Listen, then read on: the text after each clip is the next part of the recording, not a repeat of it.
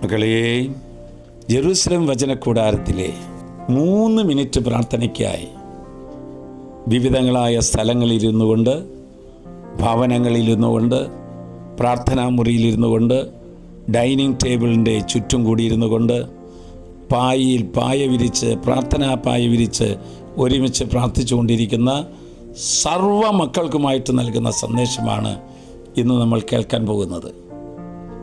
കുഞ്ഞുമക്കളെ, യുവതി യുവാക്കന്മാരെ, ദമ്പതികളെ, വയോവൃദ്ധന്മാരെ, വൈദികരെ, സിസ്റ്റേഴ്സ്, പ്രേക്ഷിത ഗണങ്ങളെ, ശുശ്രൂഷകരെ, ആര് തന്നെയായാലും നമ്മുടെ വളർച്ച ദൈവത്തിലേക്കായിരിക്കണം.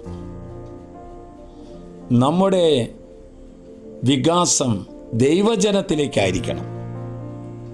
അതാണ് വചനം നമ്മെ ഓർമ്മപ്പെടുത്തി തരുന്നത്. 1 സാമുവേൽ 2-ാം അധ്യായം 26-ാം വാക്യം. ബാലനായ സാമുവേലാകട്ടെ കർത്താവിൻ്റെയും മനുഷ്യരുടെയും പ്രീതിയിൽ വളർന്നു വന്നു.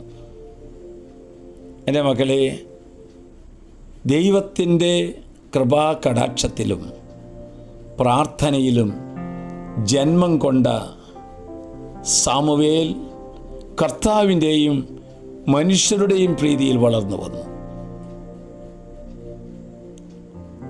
ഓർക്കണേ, കുഞ്ഞുങ്ങൾ ഉണ്ടാകുന്ന ശാരീരിക വേഴ്ചകൾക്ക് നാം ഒരുങ്ങുമ്പോൾ, നാം പ്രാർത്ഥിക്കുമ്പോൾ ശരീരത്തിലും ആത്മാവിലും വിശുദ്ധി അണിയുന്ന സമയത്ത് ആയിരിക്കുവാൻ ദൈവം ആഗ്രഹിക്കുന്നു. ആത്മാവിലും ശരീരത്തിലും വിശുദ്ധിയുള്ളപ്പോൾ കുഞ്ഞുങ്ങൾക്ക് ജന്മം നൽകാൻ മാതാപിതാക്കന്മാരെ നിങ്ങൾ ശ്രദ്ധിക്കണം. അത്തരം കുഞ്ഞുങ്ങളാണ് ദൈവത്തിൻ്റെയും മനുഷ്യരുടെയും പ്രീതിയിൽ വളർന്നു വരിക. ദൈവവേലയ്ക്ക് താല്പര്യമുണ്ടാകുക, ദൈവവചനം വായിക്കാനും ദൈവവചനം പ്രഘോഷിക്കാനും താല്പര്യങ്ങളുണ്ടാകുക. അങ്ങനെയുള്ള ഒരവസ്ഥയിലേക്ക് നമ്മൾ വളരണമെങ്കിൽ വിശുദ്ധി നിറഞ്ഞ, പ്രാർത്ഥന നിറഞ്ഞ ഒരന്തരീക്ഷത്തിൽ വേണം കുഞ്ഞുങ്ങൾക്ക് ജന്മം നൽകാൻ. അതുകൊണ്ട് നിൻ്റെ മണവറ മലിനമാകാതിരിക്കട്ടെ. നിൻ്റെ മണവറയിൽ കർത്താവിൻ്റെ സാന്നിധ്യം നിറയട്ടെ.